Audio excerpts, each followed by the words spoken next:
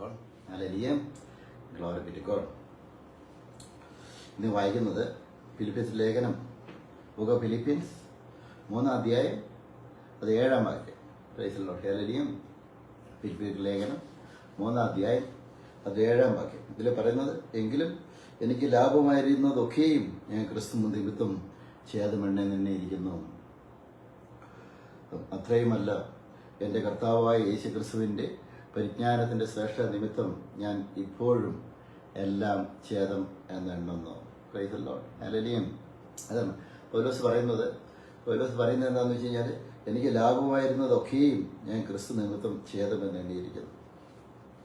ജീവിതത്തിൽ എന്തൊക്കെ പൗലോസിന് നേടാമായിരുന്നു, അതെല്ലാം യേശു ക്രിസ്തു മുഖാന്തരം അത് വേണ്ടെന്ന് വെച്ച വ്യക്തിയാണ് പൗലോസ്. അപ്പോസ്തലനായ പൗലോസ്. നമുക്കറിയാം, അപ്പോസ്തലനായ പൗലോസ് വലിയ സമ്പത്തുള്ള വ്യക്തിയായിരുന്നു. കപ്പലുകളുണ്ടായിരുന്നു. Praise the Lord.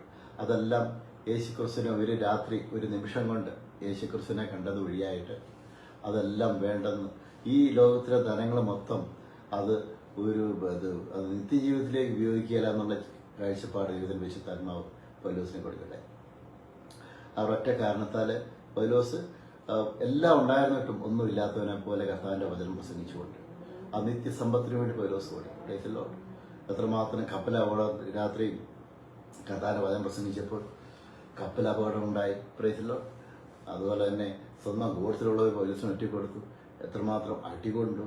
Price the Lord. ഇതെല്ലാം പൗലോസിന് ഓരോ പ്രതിസന്ധി ഘട്ടങ്ങളിലും പൗലോസിന് മുന്നേറാനുള്ള ഒരു കരുത്തായിരുന്നു ജീവിതത്തിൽ. എന്ന് പറഞ്ഞാൽ ജീവിതത്തിലെ പ്രതിസന്ധി ഘട്ടങ്ങൾ മൊത്തം പൗലോസിന്റെ ജീവിതത്തിൽ മുന്നേറാനുള്ള ഒരു കരുത്തായിരുന്നു. അതുകൊണ്ട് എന്നെ കേൾക്കുന്ന എല്ലാവരോടും പറയാനായിട്ടുള്ളത്, ഫിലിപ്പീൻ ചാപ്റ്റർ 3 ഫിലിപ്പീൻ ലേഖനം 3-ാം അധ്യായം 7-ാം വാക്യം പറയുന്നത്, എനിക്ക് ലാഭമായിരുന്നു ഒക്കെയും ഞാൻ ക്രിസ്തുവിനും ചേർന്നുണ്ടെന്നു. ഇന്ന് നമ്മളെ വായിക്കുന്നവരൊന്നും നമ്മൾ നോക്കേണ്ട ആവശ്യമില്ല. അത് യേശു ക്രിസ്തുവിന്റെ പ്രതി. Price the Lord. നമ്മൾ അവരെല്ലാം നമ്മളിപ്പോൾ അവരെയൊന്നും മൈൻഡ് ചെയ്യാതെ പോയിരുന്നാൽ മതി. കാരണം എന്താണെന്ന് വെച്ച് കഴിഞ്ഞാൽ, കർത്താവിന്റെ വചനം പ്രസംഗിക്കുന്ന വഴിയായിട്ട് ആരൊക്കെ നമ്മളോട് എതിർക്കുന്നുണ്ടോ, എവിടെയൊക്കെ തടസ്സങ്ങൾ നേരിട്ടുണ്ടോ, അതിലൊന്നും നമ്മൾ കാര്യമാക്കണ്ട. കാരണം കർത്താവിന്റെ വചനമാണ് സത്യം, എഴുതപ്പെട്ട വചനമാണ് സത്യം, ജീവിക്കുന്ന വചനമാണ് സത്യം. അതുകൊണ്ട് തന്നെ ആ വചനം ആരൊക്കെ പ്രസംഗിക്കുന്നുണ്ടോ അവിടെ അത്ഭുതങ്ങളുണ്ട്, അവിടെ അടയാളങ്ങളുണ്ട്, അവിടെ വീര്യപ്രവൃത്തികളുണ്ട്.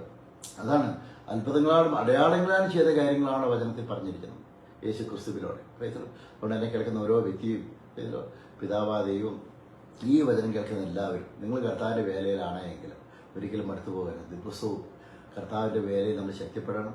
ഒന്നല്ലേ വേറെ രീതിയിൽ നമ്മൾ കർത്താവിന്റെ വചനം നമ്മൾ പറഞ്ഞ് മറ്റുള്ളവരുടെ മുമ്പിൽ യേശുക്രിസ്തുവിന് സാക്ഷിയാകാനായിട്ട്, യേശുക്രിസ്തുവിന് സാക്ഷിയാകുവാനായിട്ട് നമ്മൾ തയ്യാറെടുക്കണം. നമ്മൾ അതിന് മുന്നോട്ട് വരണം എല്ലാവരും. Price the Lord. ഹല്ലേലൂയ. ഈ കഥപ്പും അതേപോലെ തന്നെ ഈ ബുദ്ധിമുട്ടുകളൊക്കെ വരും, അതുകൊണ്ട് ജീവിതത്തിലുണ്ടാവും. പക്ഷെ അതിൽ നിന്നെല്ലാം നമുക്ക് ഒരു നാള് ഒരു ഉയർച്ച കർത്താവ് തരും. Price the Lord. ഹല്ലേലൂയ. ഒരു ഞാൻ പ്രാർത്ഥിക്കുന്നു. പിതാവെ, നന്ദിയോടെ സ്തുതിക്കുന്നു. യേശുവിന്റെ നാമത്തെ എന്നെ കേൾക്കുന്ന ഓരോ വ്യക്തിയും കർത്താവെ, പിതാവിനെയും പുത്രനെയും പരിശുദ്ധാത്മാവിന്റെ നാമത്തിൽ കർത്താവെ ബ്ലസ് ചെയ്ത് പ്രാർത്ഥിക്കുന്നു. കർത്താവെ, വചനത്താൽ കർത്താവ് അഭിഷേകം ചെയ്യുന്നതിനോട് നന്ദി പറയുന്നു. Jesus mighty name. ആമേൻ.